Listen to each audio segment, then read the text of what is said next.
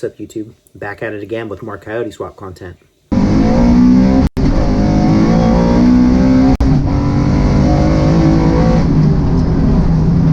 Today, we're going to see if exhaust cutouts actually gain power on a Coyote swap New Edge GT.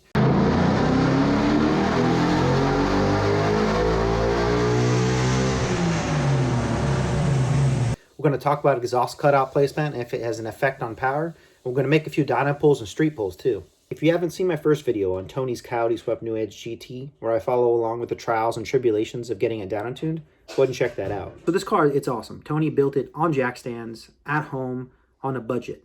And so he did every little thing he could to make great power without spending a ton of money. And so it's a Gen 1 crate motor, and it's got a ported Boss intake manifold. It's got a ported throttle body. It's got an air raid cold air intake off of a S550.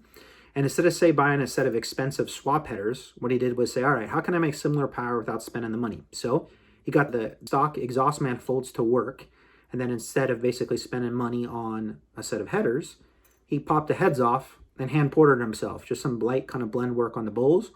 Billet oil pump gears, billet crank sprocket. Basically just trying to bulletproof this thing on a budget. Today, I'm going to show you what the car made cutouts open versus cutout closed. And then we're going to look at the dyno graph because it's got a kind of interesting hole down low that we're going to kind of dissect real quick. So let's dive in.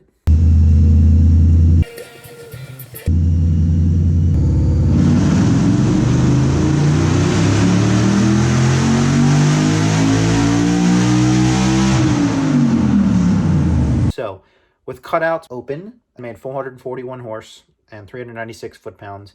With the cutouts closed to the full system, it ended up making 432 horse and 389 foot-pounds. So if you look at the green line, the green lines, this is your torque and this is your horsepower right here.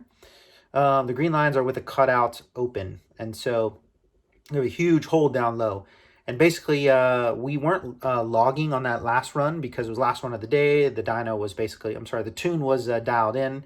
We just wanted to see what it would make on this glory pull. And so what we think happened is the cutouts are actually too far forward on the car. And so it's loud, like NASCAR loud. And so we think basically the exhaust pulses were bouncing off the frame rails. And we're basically causing a false knock. And so basically a false knock caused the ECU to pull some timing. So that's why you have that big hole. In addition to the cutouts possibly causing false knock since they were so close to the frame rails and nearly touching them, we think hard parts hitting the engine could have also caused false knock. As a closer look revealed that the UPR K-member we reused, that's designed for a 4.6, was pretty close to the oil pan. Coincidentally, UPR now makes a Coyote swap K-member with additional oil pan clearance, but because it was done on a budget, we stuck with what we had.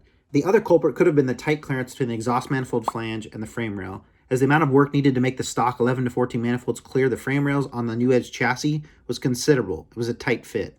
We also think that poor exhaust scavenging was to blame. Why? Because, as we said, we think the cutouts were mounted too far forward in the system, as they're sitting in the up pipes ahead of the merge.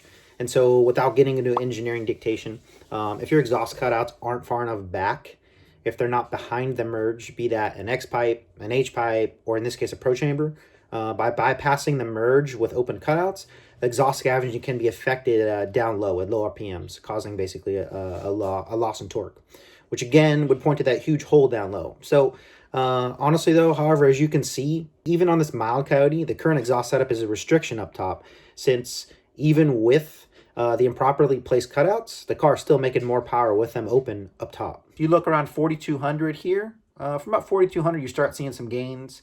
But the brunt of the gains really don't start till about 5,800, right? And then 5,800 on out.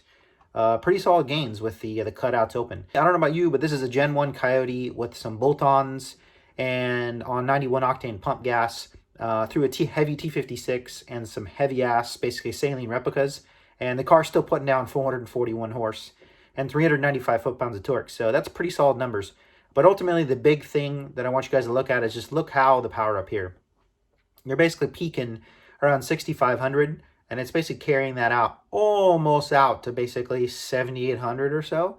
So you're above 400 wheel horsepower from, about 5,500 all the way out to 8,000. So that's a nice flat, basically power curve.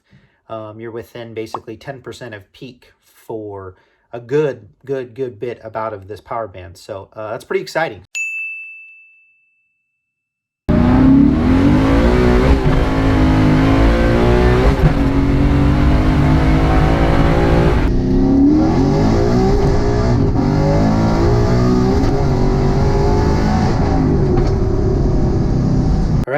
rips pretty hard for such a simple combo, huh? So we're pretty pumped to get this thing to the track.